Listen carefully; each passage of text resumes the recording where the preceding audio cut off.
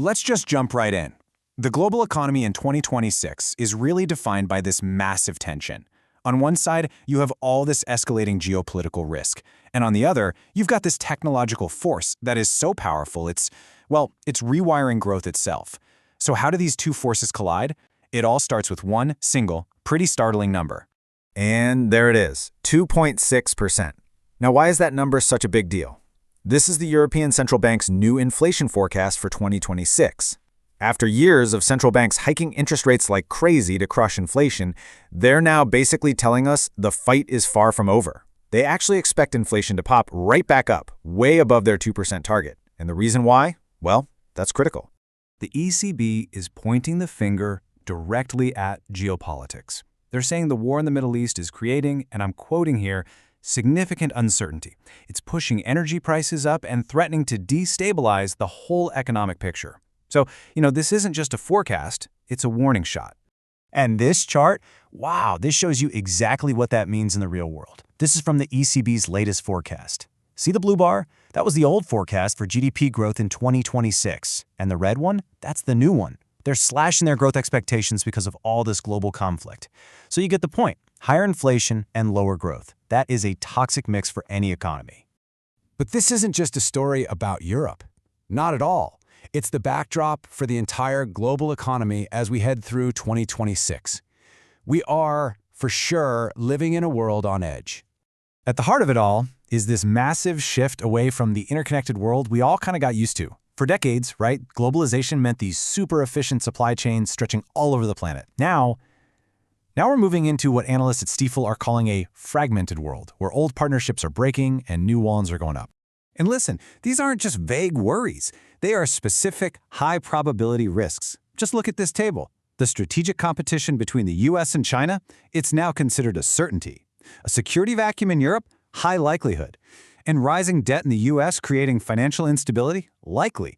This is the stuff that keeps economists up at night. So, what does this new reality actually look like on the ground? Well, it means companies are bringing their supply chains closer to home. That's localization.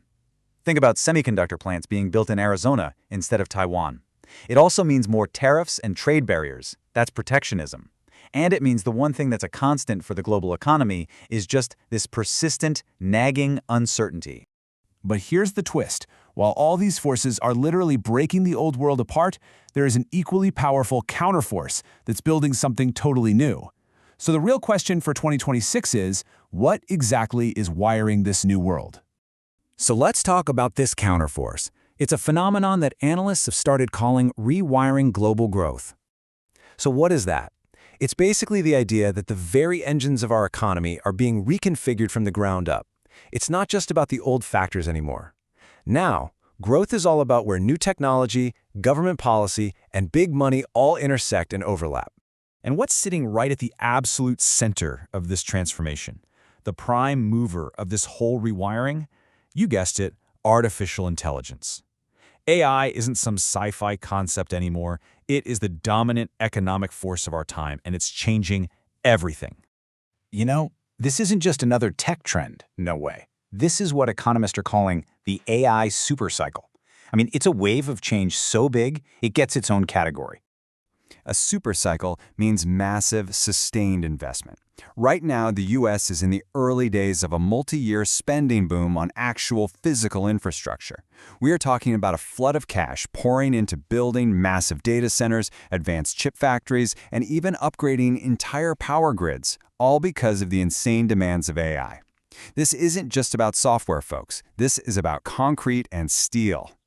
But, and this is a really big but, AI is a classic double-edged sword. The upside is just enormous. Huge productivity gains, massive capital investment, explosive earnings growth for companies. But the downside is just as real. If adoption slows down, or this whole investment cycle sputters, it becomes a major risk to the entire economy. So with all that risk and reward, what's the bet the market is making? It's this, 15%. That is the consensus forecast for S&P 500 earnings growth. Put simply, that's the expected profit growth for America's 500 biggest companies. And a 15% jump is huge. It's basically a massive bet that those AI-driven productivity gains are going to keep roaring ahead. It's probably the single most important number for investors this year. And hey, if you want to stay on top of data-driven insights just like that one, this is the perfect time to go ahead and hit that subscribe button.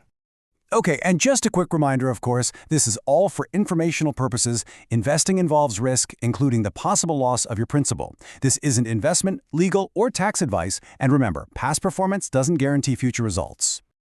All right, so that brings us to the payoff. We've got this fragmented, uncertain world on one hand, and this incredibly powerful but risky AI supercycle on the other.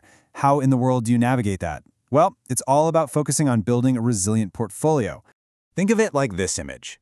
In a world of totally crossed wires, where the bull of opportunity and the bear of risk are just staring each other down, how do you invest? I mean, that is the central challenge for 2026. And you know what? The answer isn't some secret, complex formula. It's actually a simple 4-step blueprint. First, review your own goals and how much risk you're comfortable with. Second, diversify your investments by design. Third, rebalance your portfolio from time to time to get it back on target. And fourth, focus on quality. That means companies with strong, durable advantages and solid financials. This quote here from Stifel's Chief Investment Office just nails the whole idea. You want to be able to participate in the growth, right, from things like the AI boom, while still having the balance to withstand the inevitable shocks from all that geopolitical stuff. And look, this isn't just timeless advice. It is urgent. Why now? Because the amazing stock market run we've seen has likely made your portfolio way riskier than you even realize. Plus, as the AI boom spreads beyond just a few giant companies, diversification becomes absolutely essential if you want to capture that growth. So the final takeaway is this. This is a time for a calm, disciplined review, not a time to panic and reinvent everything. So many investors just react to headlines and end up chasing the noise. The smart move is to make sure your strategy is still aligned with your long-term goals. And if you want to see how we applied this same kind of analysis to last year's economy, go ahead and click the screen right here to watch our 2025 explainer next. Thanks so much for watching.